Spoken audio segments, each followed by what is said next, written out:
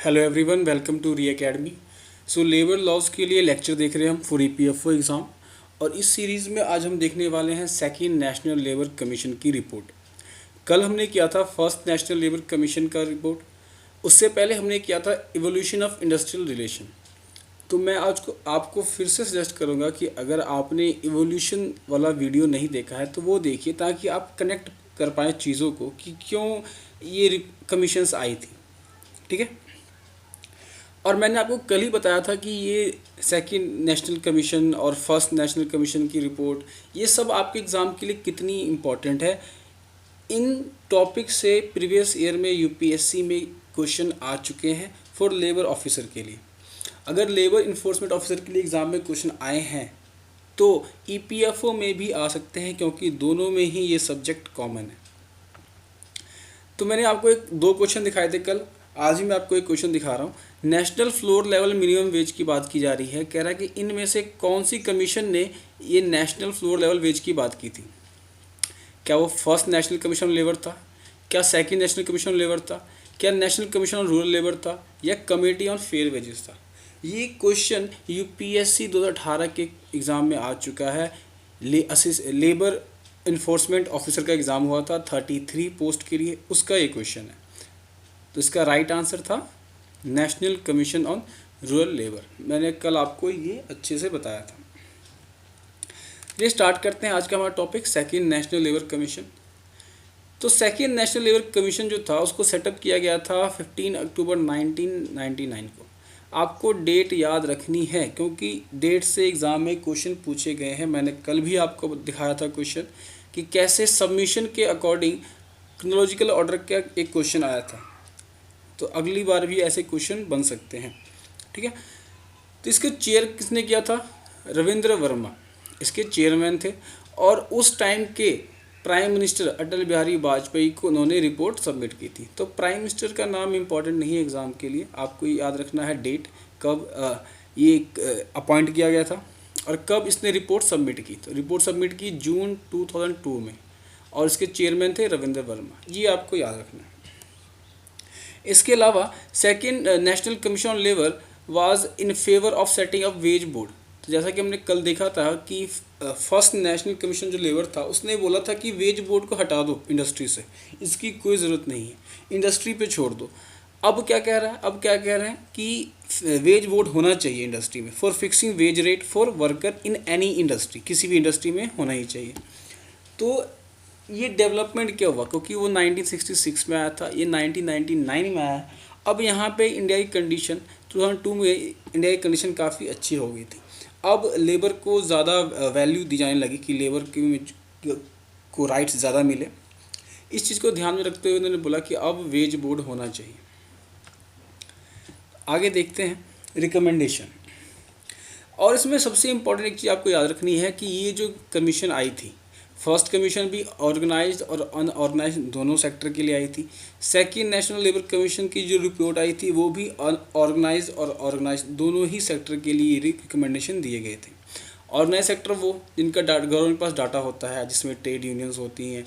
Unorganised वो जिनके पास government को डाटा होता ही नहीं है, जैसे फेरी वाले, रेडी वाले, किसान, एग्रीकल्चर एक्टिविटी जो काम करते हैं, छोटे दुकानदार, ये सारे अनऑर्गेनाइज सेक्टर में आते हैं। तो दोनों के लिए ही ये रिकमेंडेशन आई थी। रिकमेंडेशन क्या थी? पहला रिकमेंडेशन ये था इस कमेटी का कि जो नेशनल हॉलीडे है इस पे सेंटर और स्टेट को एक साथ आना चाहिए और 3 नेशनल हॉलीडे बनाने चाहिए। कौन कौन से? इंडिपेंडेंस डे, रिपब्लिक डे और गांधी जयंती।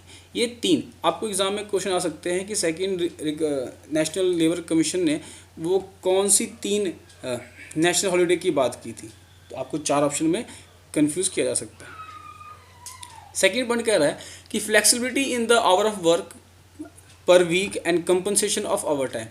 क्या कि काम का जो घंटा है, आवर जो है, उसमें फ्लेक्सिबिलिटी होनी चाहिए, है ना। ये नहीं कि कोई 8 घंटे 12 घंटे काम करवा रहा है, ऐसा नहीं। वर्कर के हिसाब से भी होना चाहिए, उन्हें अपना टाइम चूज़ करना का राइट होना चाहिए। थोड़ी फ्लेक्सिबिलिटी होनी चाहिए वर्कर के हिसाब से, ठंड में है तो थोड़ा लेट इंडस्ट्री ओपन होनी चाहिए, विंटर्स में लेट होनी चाहिए, समर्स में जल्दी ओपन हो जाए, तो ये सब चीज़ें, ठीक है। इसके अलावा ओवर टाइम अगर करवा रहे हो तो कंपनसेशन भी दोगे, इंडस्ट्रीज को बोला गया। थर्ड पॉइंट कह रहा है कि attempt to change the basic of tenure in all jobs जो भी हैं उसमें जो टेन्योर है ना, किसी में 65 साल के लिए होता है, किसी में 66 साल, 60 साल, तो ये जो टेन्योर है इस टेन्योर को चेंज करने की बात कही थी उन्होंने। फोर्थ रिकमेंडेशन कहता था कि आप ना चेक करो कि वो कौन कौन सी हाई पेड जॉब्स हैं जो कि अभी भी वर्कर कैटेगरी में आती हैं, अगर आप और उसे चेक करके उसे एक्सक्लूड कर दो, आप उसे एक्सक्लूड कर दो, ताकि जो रियल में जो वर्कर है उनका जो उनको प्रोटेक्ट किया जा सके, है ना, उनके राइट्स को प्रोटेक्ट किया जा सके, उनके लिए जो सुविधाएं गवर्नमेंट लेके आती है उनको फ़ायदा हो, ना कि वो लोग जो हाई पेड सैलरी है और लेबर कैटेगरी में आ रहे हैं वो लोग, ठीक है। फिफ्थ रिकमेंडेशन कहता है कि वो पर्सन जो सुपरवाइजरी पावर के हैं, ठीक है, सुपरवाइजरी पावर है, मैनेजर है, उन सब को इरिस्पेक्टिव ऑफ देयर वेज और सैलरी, कितनी सैलरी है ये नहीं देखना हमें, लेकिन अगर उनके पास सुपरवाइजरी पावर है उस पर्सन के पास, तो उसे भी वर्कर के रैंक से बाहर निकालो, वो भी वर्कर नहीं है, ठीक है। सिक्स्थ पॉइंट कहता है कि जितने भी एडमिनिस्ट्रेटिव पावर वाली पोस्टेज है, मैनेजरियल पोस्ट वाली है, सुपरवाइजरी पोस्ट है, सबको हटा दो किस कैटेगरी से, वर्कमैन की कैटेगरी से। सेवन्थ कह रहा है कि industrial dispute act 1947, trade union act 1926 और industrial employment act, standing order act 1946, इसको क्या करो, कंसोलिडेट करो, मिला दो और एक लॉ लेके आओ। उस लॉ का वो लॉ क्या होना चाहिए, the labour management relation law या law on labour management relation, कि इन तीनों लॉ को मर्ज करो, कंसोलिडेट करो और उसका एक सिंगल आउटपुट निकालो, एक सिंगल लॉ निकालो। वो लॉ किस बेस पे होना चाहिए, लेबर मैनेजमेंट रिलेशन लॉ, ठीक है। ये इंपॉर्टेंट पॉइंट है एग्ज़ाम के लिए। एग्ज़ाम में दे सकते हैं कि 4 एक्ट दे सकते हैं और पूछ सकते हैं कि कौन सी 3 एक्ट थी इस रिकमेंडेशन के अनुसार जिसको मिला के एक लेबर मैनेजमेंट रिलेशन लॉ बनाने की बात कही गई थी, ठीक है। 8th पॉइंट कहता है any establishment with workers having 19 और more can not be regarded small. अगर किसी भी इस्टेब्लिशमेंट में 19 या इससे ज़्यादा वर्कर काम करते हैं तो वो छोटी इंडस्ट्री नहीं मानी जाएंगी, वो स्मॉल इंटरप्राइजेस नहीं मानी जाएंगी, ठीक है। 9th रिकमेंडेशन कहता है कि जो वर्कर वर्ड है यूज़ करो इंस्टीड ऑफ वर्कमैन, ताकि जेंडर न्यूट्रलिटी दिखाई दे। वर्कमैन से पुरुषवाद की भावना उत्पन्न होती है और जो फीमेल वर्कर काम करती है वो कहीं ना कहीं इन्फीरियर फील करती है इस वजह से, इसीलिए वर्कमैन की जगह वर्कर आप वर्ड यूज़ करो। इसके अलावा क्या रहा है, law will be apply uniformly to all such establishment, और जो भी लॉ बनाओ आप वो सारे लॉ हर एक इस्टेब्लिशमेंट पे यूनिफॉर्म तरीके से लागू हो। 11th पॉइंट कहता है a statement settlement enter into with recognised negotiation agent must be binding on all the worker. कहता है कि अगर कोई सेटलमेंट आता है, कोई अवार्ड आ रहा है, कहाँ से, एक निगोशिएटिंग एजेंट जो कि रिकॉग्नाइज्ड किया गया है, ठीक है, अगर वो पर्सन कोई सेटलमेंट करता है तो वो सेटलमेंट सारे वर्कर्स के लिए बाइंडिंग होगा, ठीक है। ये हम डिस्कस करने वाले हैं कि वो रिकॉग्नाइज एजेंट कौन से होते हैं। फॉर एग्जांपल मान लीजिए ट्रेड यूनियन है, ट्रेड यूनियन में किसी के पास 50% से ज़्यादा सपोर्ट है किसी ट्रेड यूनियन के पास, तो वो एक क्या करेगा, एक पर्सन उस ट्रेड यूनियन से एक रिकॉग्नाइज एजेंट बन जाएगा और वो बाकी रिप्रेजेंट करेगा लेबर्स को और उस ट्रेड यूनियन को। तो अगर वो पर्सन क्या करता है, सेटलमेंट देता है, तो वो सारे वर्कर्स के लिए एप्लीकेबल होगा, मानना पड़ेगा उसे। 12 पॉइंट कहता है कि मॉडिफिकेशन करो कुछ टर्म्स में, जैसे स्ट्राइक्स में, वर्कर्स में और वर्क स्टॉपेज में, इन सारे वर्ड को थोड़ा मॉडिफाई करो, ठीक है। और गो स्लो, ये एक तरीके का स्ट्राइक है, उसके इन टर्म्स में मॉडिफाई करो और मिसकंडक्ट करार दो इन चीज़ों को, ठीक है। अगर क्या हो, understanding order and provision relating to unpaid labour practice, अगर ये अनफेयर लेबर प्रैक्टिस कर रहे हैं इस तरीक़ों से, तो इसे हम मिस कंडक्ट करार भी दे सकते हैं और इसे इनवैलिड या वॉइड भी करार दे सकते हैं, ये पावर भी होनी चाहिए। 13 पॉइंट कहता है commission has recommended to the withdrawal of essential service maintenance act. जो भी इसेंशियल सर्विस मेंटेनेंस एक्ट चल रही है उसको विदड्रॉ करो। फॉर एग्जांपल आज के टाइम में भी कोविड के पीरियड में इसेंशियल सर्विसेज और इसेंशियल कमोडिटी एक्ट चल रही है। ये क्या होती है कि वो चीज़ें जो काफ़ी बुरे हालातों में भी इम्पॉर्टेंट होती है। जैसे एक इसेंशियल कमोडिटी में क्या है, अनाज, पल्सेस, ऑयल, ये सब इसेंशियल है, मिल्क वगैरह, ठीक है। तो जो इसेंशियल सर्विस मेंटेनेंस एक्ट था उस टाइम पे उसको हटा दो।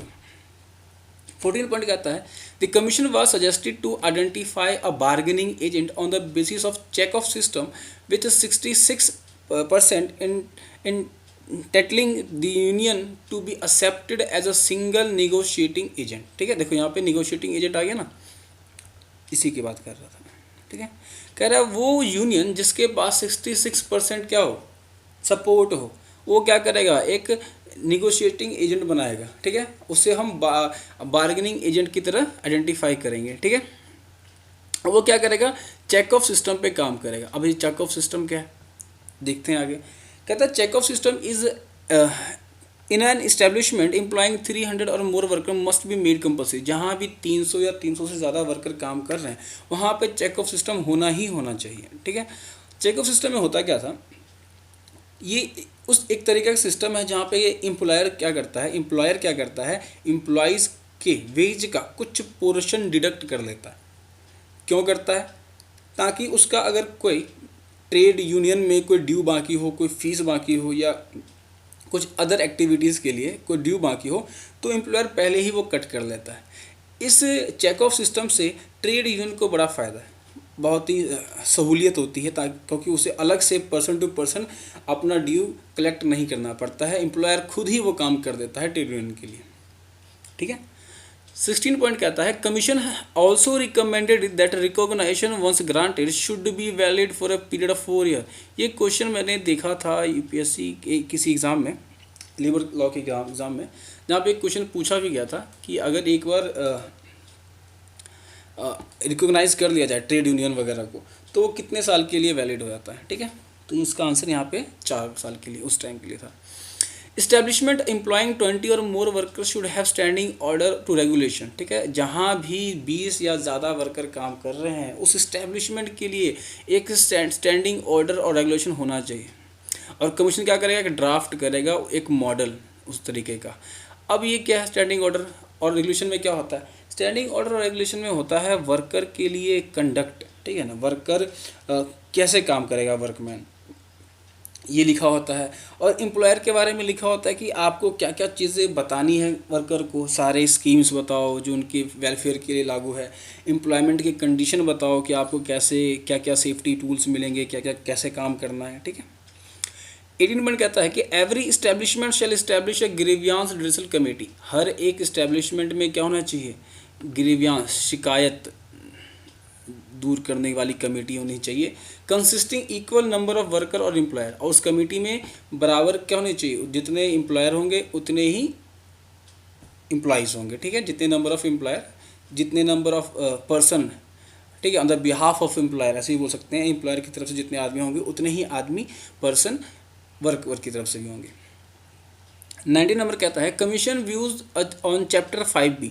Chapter 5B industrial dispute act में है, उसकी बात की गई है। इसने बोला कि एक स्पेशल प्रोविज़न होना चाहिए चैप्टर 5B में, किसके लिए, ले ऑफ के लिए, रिट्रेंचमेंट के लिए, ठीक है, और क्लोजर के लिए। In establishment employing not less than 100 workman. ठीक है, जो 100 वर्कमैन से ज़्यादा है उसके लिए एक स्पेशल प्रोविज़न बनाओ, ताकि कि कैसे वो ले ऑफ करेंगे, कैसे वो रिट्रेंचमेंट करेंगे, कैसे वो क्लोजर करेंगे इंडस्ट्री का।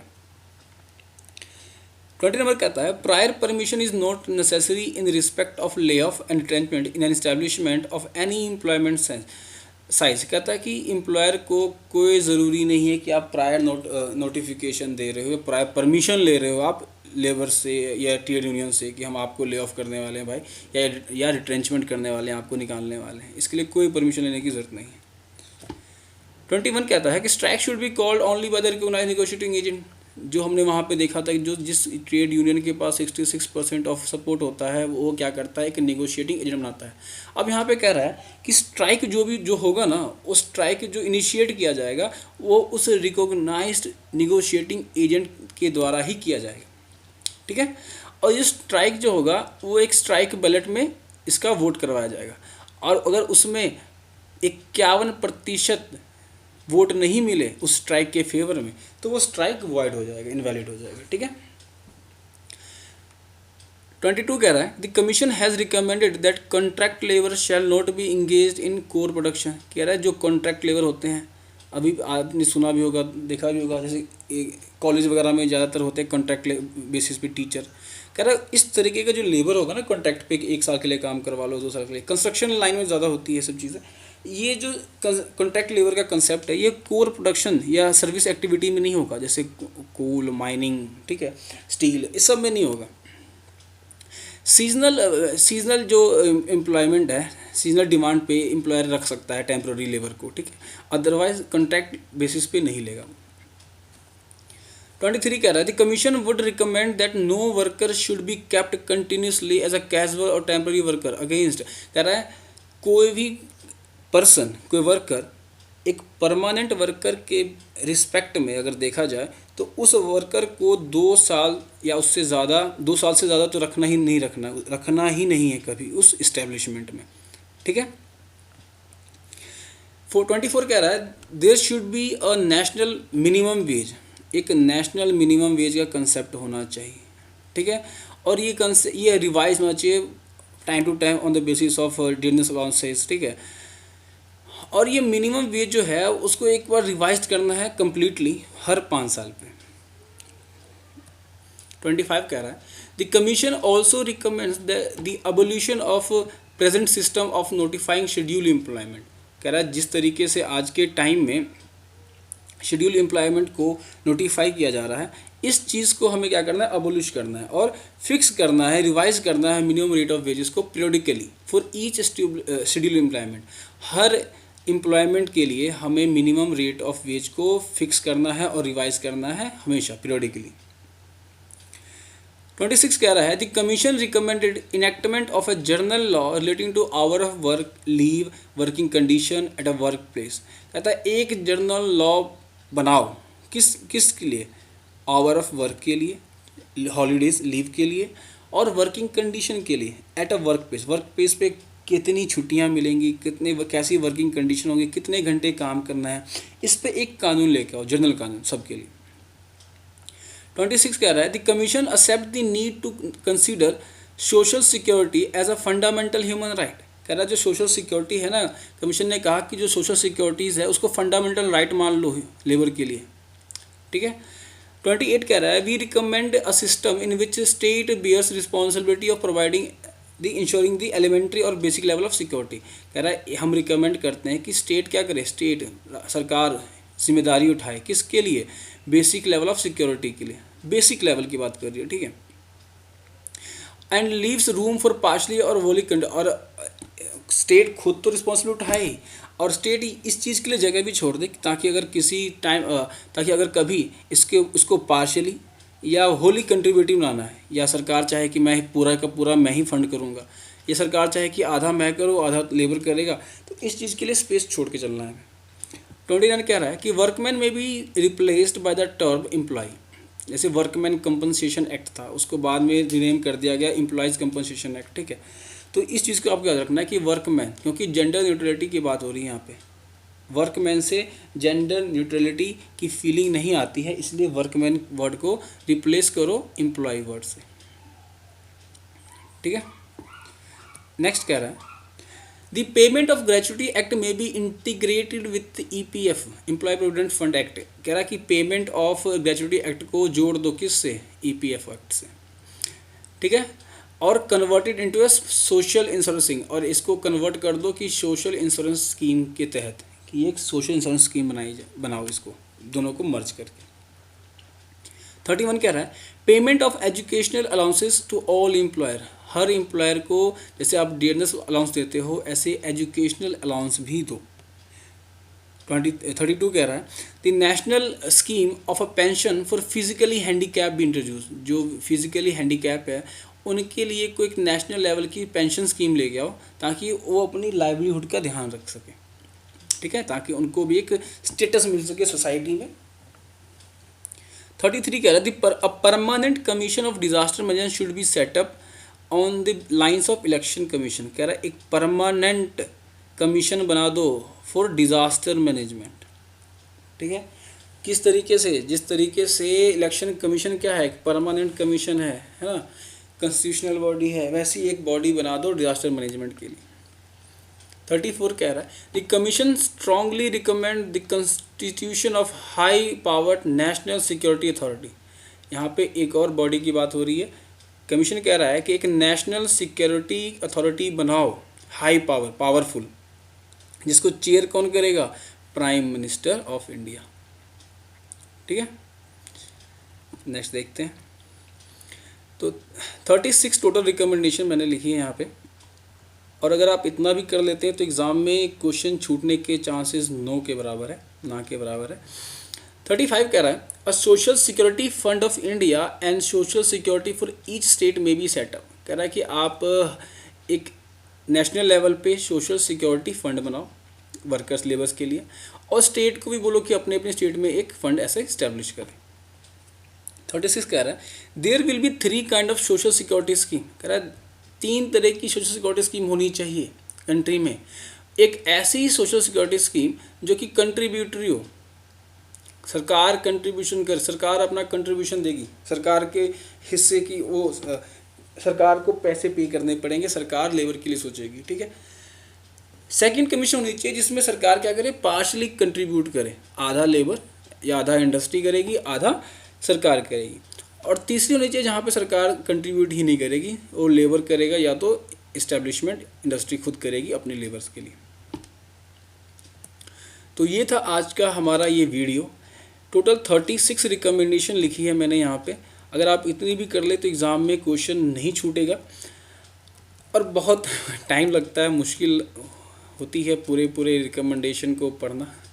तो अगर आपको वीडियो अच्छा लग रहा हो, आप सपोर्ट करना चाहते हो, तो आप लाइक कीजिए, सब्सक्राइब कीजिए। ठीक है, तब तक के लिए अपना ख्याल रखिए, सेफ रहिए। Thank you.